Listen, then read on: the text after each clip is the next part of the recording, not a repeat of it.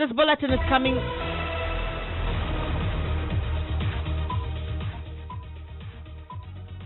This bulletin is coming to you live from Joy 99.7 FM in Accra. Our digital address GA0993341 is also live on Love 99.5 FM in Kumasi. Affiliates across the country, including ATL FM Cape Coast, Radio Max Takrade, and around the world at myjoyonline.com. Anything that your political party is doing which is not in the interest of the common good of the nation, reject it. Speak against it. This is your election headquarters, and as Police Service reviews additional hotspots ahead of the December elections, National Security Minister and Electoral Commission Chairperson appear before Parliament to answer MPs' questions on preparedness towards a peaceful polls. Meanwhile, police outlines violence recorded during this year's voter registration in some constituencies as one of the leading reasons for an increase in election hotspots. These hotspots were not just coined here in the police headquarters. We did that. Remember that we have regional and district security task forces. So those hotspots have been selected in connection or in collaboration with these task forces. From 4,000 hotspots in October to over 6,000 in November, we will analyze the figures.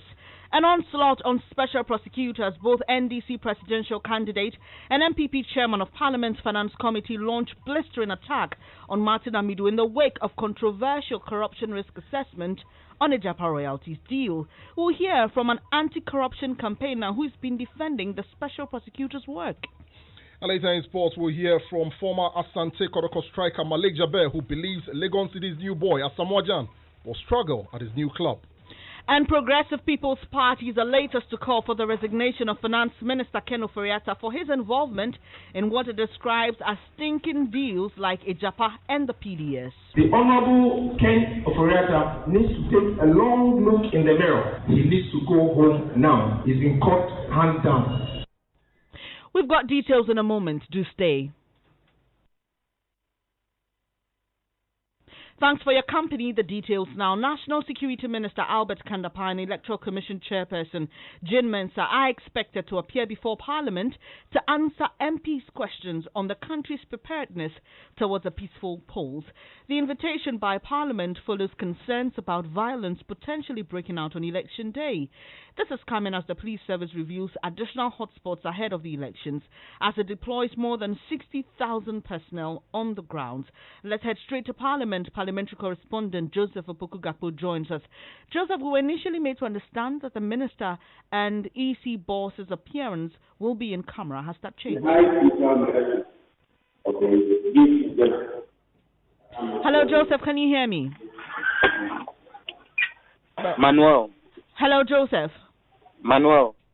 Well, it appears we don't have Joseph ready there, but we'll get back to him in Parliament because what we understand is that the National Security Minister Albert Kandapah and EC Chairperson Madam Jin Mensah are expected to appear before the House to answer MPs' questions on preparedness for this election. If we have Joseph back on the line, Joseph, we were initially made to understand that the Minister and EC boss's appearance will be in camera. Has that changed?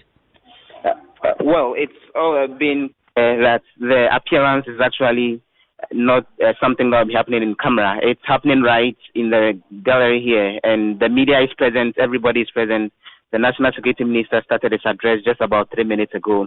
He's been making the point that this is an extraordinary year going into the next election because the nation has faced some very key security challenges over the last year or so, and he's been outlining some of them to include the situation with the secessionist activity in the Volta region, which he says some criminal elements have actually taken advantage of and are doing things that are out of place. He's been mentioning the killing of the Takrade girls sometime late last year as well. And he's also been mentioning the situation with the killing of Ahmed Twale as some of the key security issues that have come up in the course of the year, which makes this election year an extraordinary one in terms of preparing for the necessary security plans for it. So he's still speaking to members of Parliament as I speak to you, right in the full glow of the public.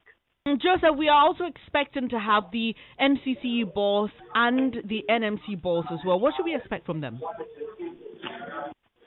We're waiting. Looks like the focus on the security bits is what will be happening with the full glare within the full glare of the public with regards to it being a very general sitting. So once the minister finishes with his statement, MPs will contribute to their statement, and then what is going to happen is the House will reconstitute not as a full sitting of the House, but as a committee sitting that has all members of Parliament. But again, that will once again be open to the public as well. And then we're expecting that the Electoral Commission officials, as well as the National Media Commission and the National Commission for Civic Education officials, will be addressing members of Parliament, with the EC officials expected to tell MPs the preparations to ensure that the elections are free, while the NCC will be speaking on what is being done to educate members of the public adequately ahead of the election, and the NMC focusing on what is being done to avoid the spread of fake news and the use of the media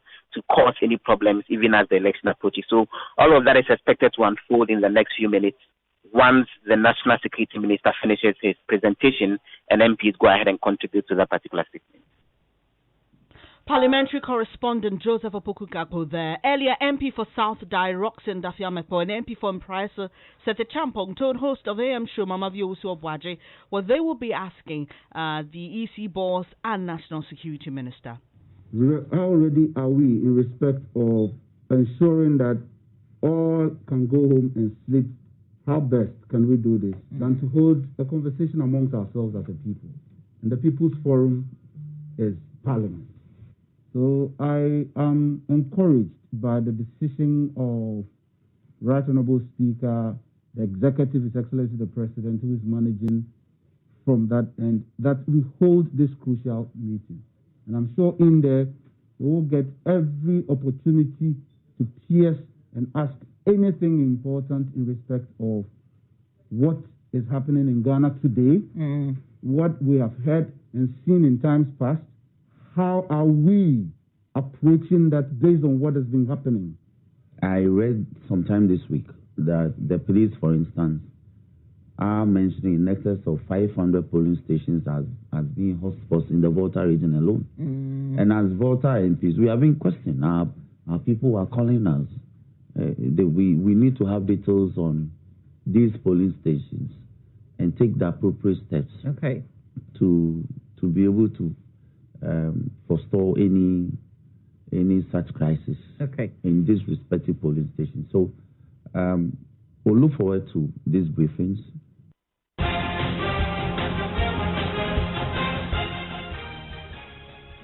Those were MPs speaking to Mama Viosu Obwaje, telling her what they would be asking the EC chairperson and National Security Minister when they appear before the House. We understand the National Security Minister is already addressing the House. But let's stay a while on election-related news.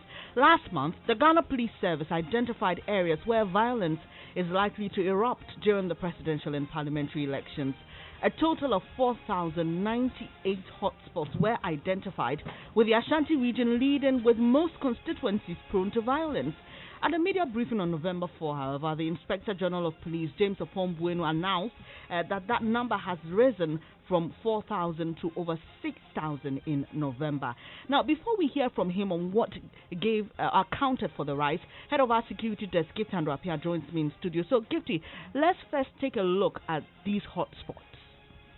So, Bernice, talking about the hotspots, as of 23rd October, when the Ghana Police, together with the Armed Commission, gave us a figure, it was 4,998, as you indicated. But yesterday, the figure has changed, and we've been asking for explanations. Let me take you through the details of these areas. Now, if you look at the Ashanti region, we're looking at 47 districts, and out of that 47 districts, 635 specific constituencies was on the list given to us by the police. Now, if you look at the central region, there are 23 districts. Out of these 23 districts, you have 537 specific hotspots identified. And then if you look at Accra, you have 34 districts, out of which 264 constituencies have been pinpointed. Then you look at the northern region, which has 18 districts, and out of that, 287. Mind you, northern region has been broken down. And so if you take northern region, you can look at 18 districts. But if you want to add northeast and Savannah, then you have a bigger number. So that should give us an idea of the areas. And I'm not sure about the time, but otherwise we can look at the specific areas contained on the list. So the Ashanti region, look at Offenso North. that place alone has 56 hotspots. Asawase alone has 53 hotspots. Efijase Asokore has 53 hotspots. Let me quickly move to Central Region. Central Region, Ewutu Senya East. And we remember what happened during the registration. So Ewutu Senya East alone has 72 hotspots. Gomoa West has 61 hotspots. Herman Lower Dentra has 51 hotspots. That's just for the Central Region. Now, if I want to move on to the Greater Accra Region, Ayawaso Central has 50 hotspots. Ododojodo has 50 hotspots, and Ablekuma West has 30 hotspots. So that gives you an idea, and we know these areas already. Yeah. All right, Gifty, we've been trying to get answers as to what gave rise to the number of hotspots, and you've been speaking to the IGP. Well, yesterday the IGP organized a press conference at which we all got the opportunity to ask specific questions. And so when he gave that figure, he didn't really break it down as to what has accounted, but he gave us a general idea of what usually the police, on what basis the police would usually select these hotspots. What we know, and we'll hear from the IGP shortly, but what we know is that these are, there have been several informed analysis of the trends, that these are based on the history of these areas, the electoral violence history of the area, the strength of the security services there, how the security services they have handled the cases, which essentially gives people the strength to act with impunity, or people to say they are defending themselves because they feel threatened. And then you can also look at the strength of the political parties in this area. So an area where you have the stronghold of the opposition party with the governing party trying to make inroads, and the other way around, you are bound to have some of these things happening. We can listen to the IGP on the basis upon which the police selects these areas. We have identified 6,178 flashpoints nationwide. The flashpoints were decided based on a number of factors, such as incidents recorded in previous elections, this year's voters registration exercise, and crime rates and other factors relating to those centers. As a result, our approach in these areas will be slightly different from other areas. Saturated patrols and standby forces may be visible to prevent any mishap. Hotspots and strategies for handling them will be reviewed based on emerging trends. You know, these hotspots were not just coined here in the police headquarters. We did that. Remember that we have regional and district security task forces. So those hotspots have been selected in connection or in collaboration with these task forces. So, for instance, if the Accra region is dealing with the polling station, let's say at the regional headquarters, definitely they know that there will be traffic there. It's different from where the polling station is in my village, Abu, where the maybe total population of vehicles will not be 10. So definitely, all those factors will be taken into account before the deployment is done. So definitely, yes, traffic will be taken into account. That's the IGP James Opombuenu. I've still got head of our security desk, Gifty Andrapia, with me here. Quickly to wrap up this conversation. So Gifty, they also give figures of violence recorded during the voter registration exercise. Quickly. Yes, they told us 204 electoral violence cases were recorded then, and 310 people were arrested. Out of that, currently they are investigating 120, and they have secured 20 convictions so far, including fines. So that's the general idea. They also told us that this number, the reason why we're seeing the differences in the hotspots, the number of hotspots recorded, is that this is a figure that they're constantly updating based on information and intelligence they pick all over the country. Thank you very much, Gifty. Now let's speak to Colonel Festus Abuaje, retired. He's a security analyst. Thanks for your time here this afternoon, sir. In October, we had about 4,098 identified hotspots. In November, we are told that number is over 6,000. Your reaction to that, sir? Well, first of all, thanks for having me. I don't think the context is the sense in which you're presenting the data. First of all, on 22nd October was when the executive director of the Small Arms and Light Weapons Commission presented its perspective that they had mapped out 4,000 plus flashpoints or hotspots based on one denominator: proliferation of small arms and light weapons, and not necessarily crime prevalence. This data that the IGP presented is based on the denominator of election-related violence. And that is why he explained that one of the considerations was whether a certain area has a history of violence, crime prevalence, and indeed, I should add, where you have maybe existing or underlying disputes around land and or chieftaincy that could be politicized and at this time of elections maybe also contribute to violence. So they are not contradictory. They presented from different perspectives for different purposes. But for purposes of the elections, we need to work with what the IGP has presented, the 6,100 plus. So, Colonel, let's just look at Ghana, a country like this. 6,000 hotspots. Is that not reason for worry, especially looking at what we've recorded? My colleague just gave us details of violence recorded during the voter registration exercise. Well, any figure or value that is more than zero, that should be concerning.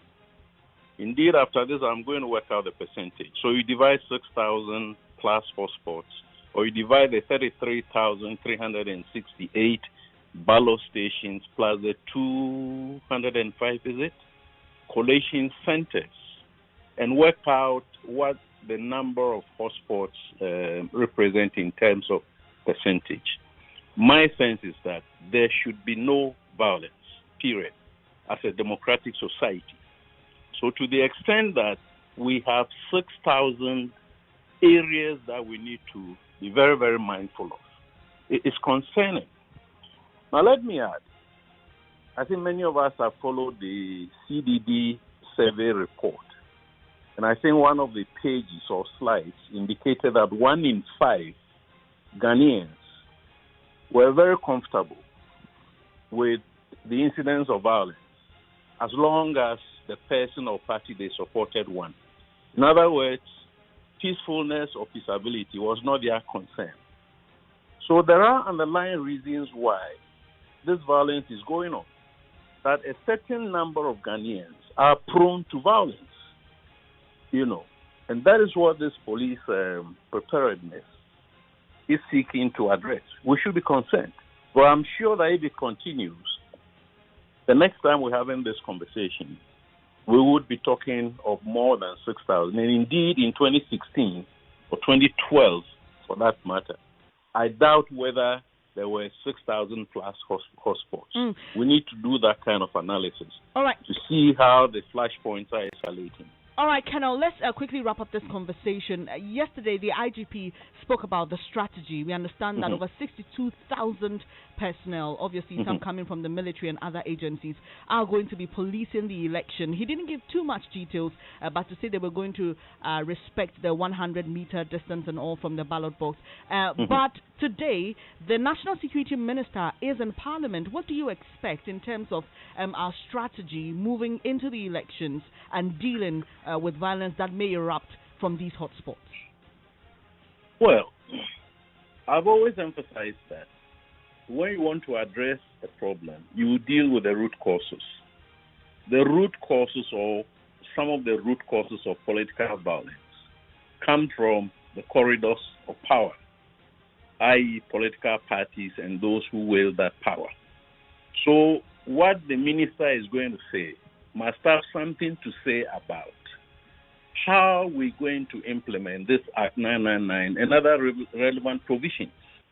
But having said that, maybe it's too late now in the day, or in all likelihood, there is going to be violence. So what else is he going to add to what the police have said? Let's remember that the police didn't mention national security. They only mentioned BNI and CID. But national security has a role. And I expect that the minister should tell Parliament that when it comes to election security management, it is not the mandate of national security officials and operatives to be presenting themselves like police and like other election security management institutions in enforcing electoral laws. They must do their work like how BNI does its work, quietly behind the scenes to gather information, if you like, intelligence, and see to the police to inform how the police operate. All right, Colonel. That should be part of one of the things that I think the minister should assure Parliament about. Thank you for your time this afternoon. That's You're Colonel welcome. Festus Abuaje, retired. He's a security expert sharing his thoughts there. Still on elections, residents in the Fomna constituency are sharply divided over their MP, Andrew Zamwako Isiama, running as an independent candidate in this year's election.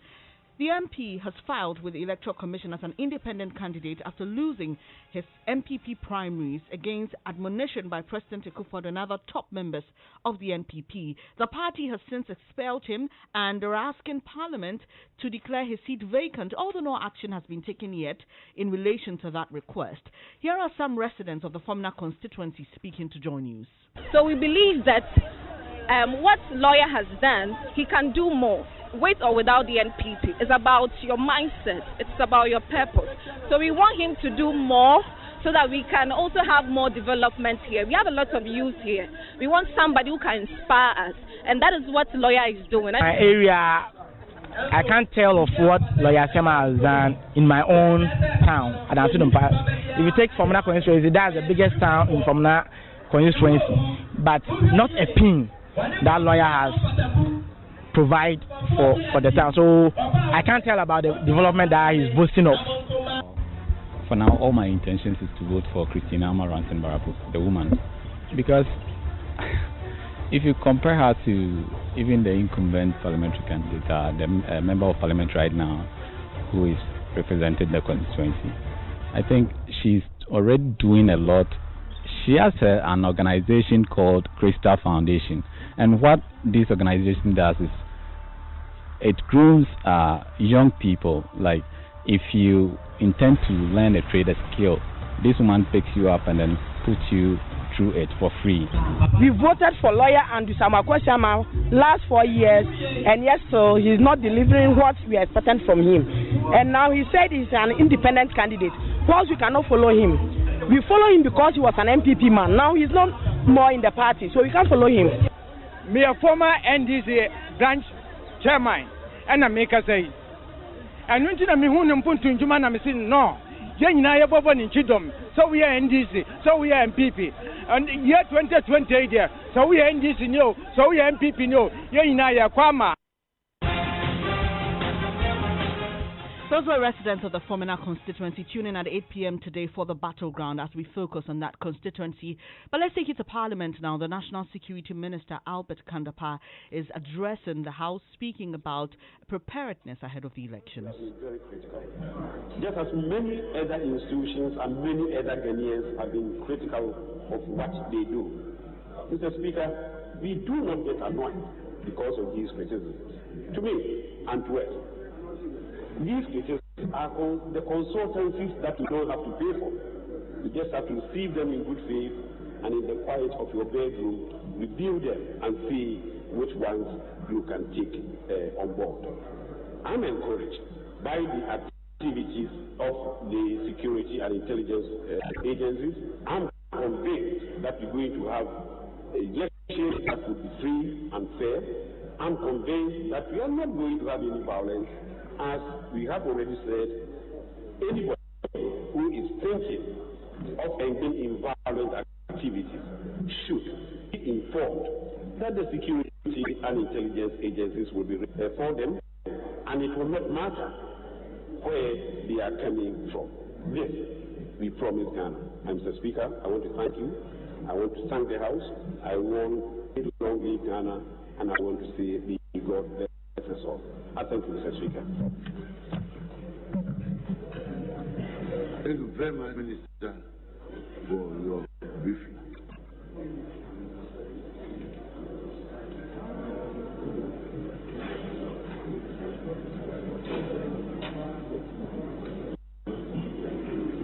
Honorable Leader, how do we go about leaders under some consultation?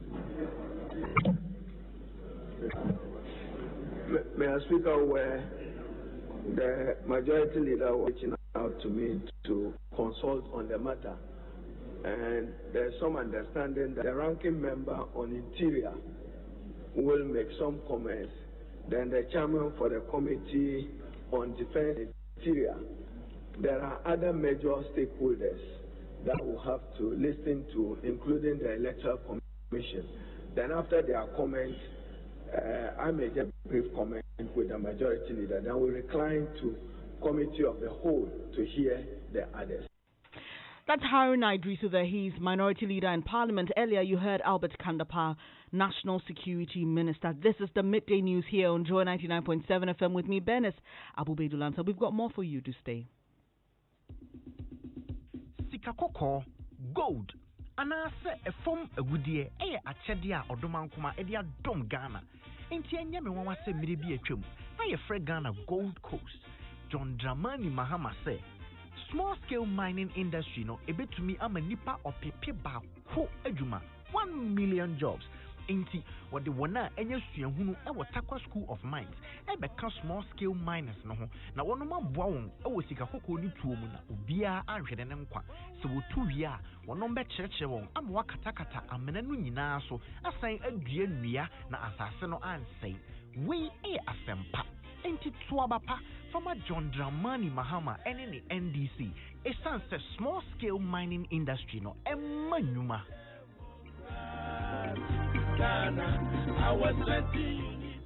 Would you like to work while studying and get to stay back for 2 years after your postgraduate degree? Then attend the Education in Ireland Virtual Fair and speak one-on-one with representatives of leading Irish institutions and colleges on the 7th of November 2020. Time 9 a.m. to 1 p.m. Register via africa.educationinireland.live. For inquiries, call or WhatsApp +234 806 245 7567.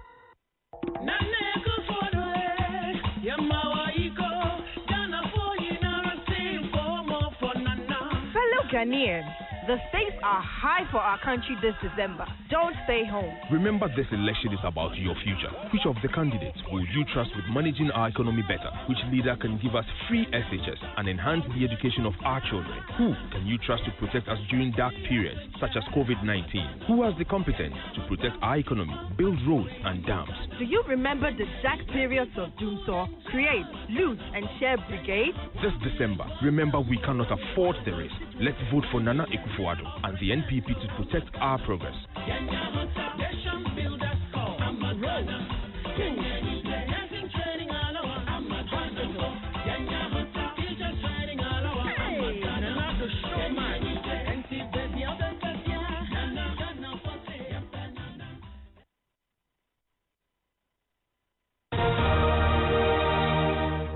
Thanks for staying on the Midday News on Joy 99.7 FM. It's now time for sports with Hans.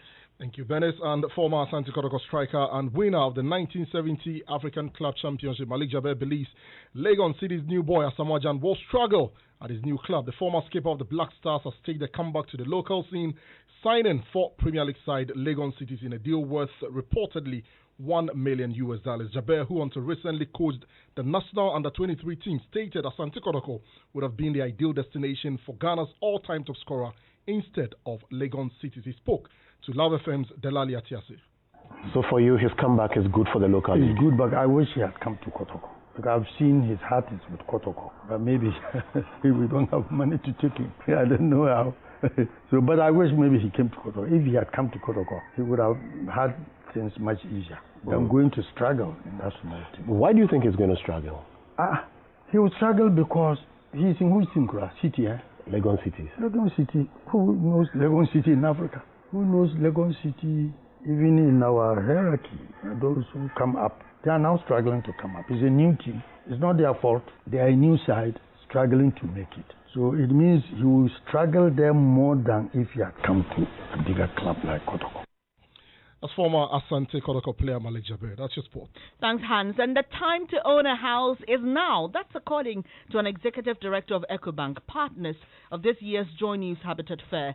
Speaking ahead of the opening of the yearly housing fair, Edward Nate Botre said, in spite of economic challenges caused by COVID-19, it's a good time to invest in owning your home. You could wait for the storm to pass, or as they say, you could learn to dance in the rain.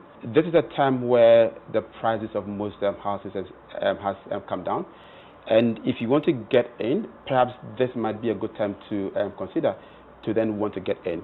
There's a lot of talk about stay at home, kids have to learn from home instead of going to school and all of that. It then requires that if you are going to stay at home, you should have a home that is conducive to be able to do all of these things. So I'd say that with all of these factors, this might be a good time to want to own a house. Well, the 11th edition of the biggest housing fair comes off at the Accra International Conference Center from tomorrow, Friday 6th to Sunday 8th of November. Patrons would have access to a variety of products and services ranging from real estate, land roofing, sheets, curtains, plumbing, materials, insurance, and mortgage financing, among others. Do join us at the International Conference Center. And that's how we end this edition of the Midday News on Joy 99.7 FM. I'm Bernice Abu-Baidoo Lansah. Thank you for choosing us, your home of fearless, credible, and independent journalism. Don't go away yet. At 1, we've got business news for you. Coming up shortly, Dr. Mensa Otabo has a living word. He's teaching on choices. When you want it, just move it. When you tire for the long queue,